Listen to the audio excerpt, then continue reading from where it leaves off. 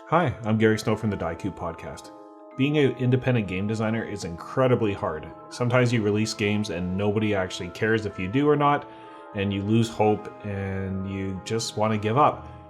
I stumbled across this interview with Wes Anderson, who's arguably one of the most innovative directors of all times, and he, upon seeing his premiere of Bottle Rocket in a movie theater and getting the feedback cards afterwards, he almost gave up, and I think a lot of other people did too. And I just wanted to share this interview with you so that, maybe you won't lose hope and keep on going because as Wes Anderson shows you, maybe there's an audience out there for you.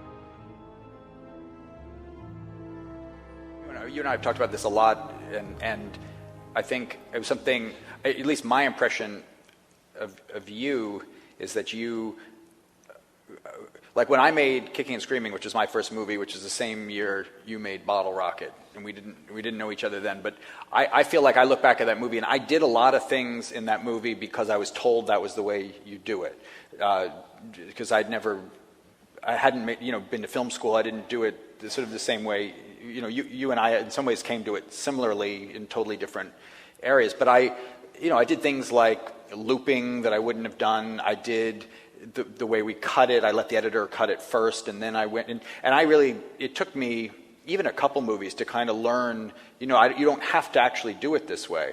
I was really impressed, at least it's my fantasy of you. You might be able to, I'm sure you have examples that are where you did things you wish you hadn't. But that you knew immediately, no, I'm not going to do it like that. I want to do it this way.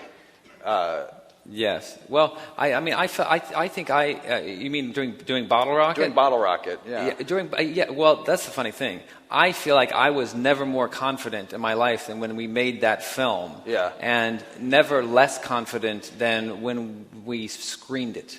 Mm-hmm. The first time we screened it was part 2 of my life. Because up to that point, my attitude was, just wait till they see this. Right. And a lot of people were, does this story hold together, or do people going to understand why these boys are acting like this? And I was like, I think they're going to understand. It's pretty funny. And then we screened it in you've heard me tell this many times, I suppose, but maybe they relive it. Yeah. Yes. We screened it in Santa Monica at the AMC 17 or something like that on the 3rd Street Promenade. For an audience. For an audience of 400 people. And as the reels unspooled, I was sitting in the back row with all the studio executives, everybody, and I began to see people leaving, and they were leaving in groups. People don't go to the bathroom in groups. They're not coming back. Uh-huh. They take their coats. And it became, really excruciating. At a certain point, I left. I tried to be very discreet about it because I didn't want to add to the Exodus feeling, but I also couldn't take it. And I watched. I went up to the projection booth and watched, and they just left all through the film, and it was really a miserable thing.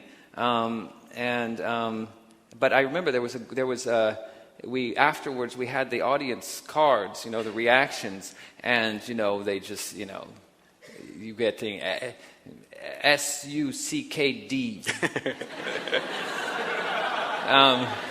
That's the sort of thing you had, and a lot of things where favorite whatever none, one after another, but I remember that we were going through it, and we were kind of analyzing it. Everyone's feeling bad for me, that I won't be able to do this with my life, and then I remember then I got one of these, and it was like a outline of a dissertation. This girl had sat there a lot longer than everybody else, and she'd written a whole thing, and she quoted things, and she said this stuff, and I was like, and I remember in the room, I was like, this is our audience. there was literally one positive thing. And I didn't get I was like, she's getting everything. A few years later, several years, like 6 years later, I was at like some kind of function, and this girl, some kind of film thing or it's a DGA thing or something, and this girl afterwards introduced herself to me and says, I was at your screening in Santa Monica. I was like, I know who you are. I know exactly who you are. She was uncomfortable. She wasn't sure what I was talking about. No, I know you.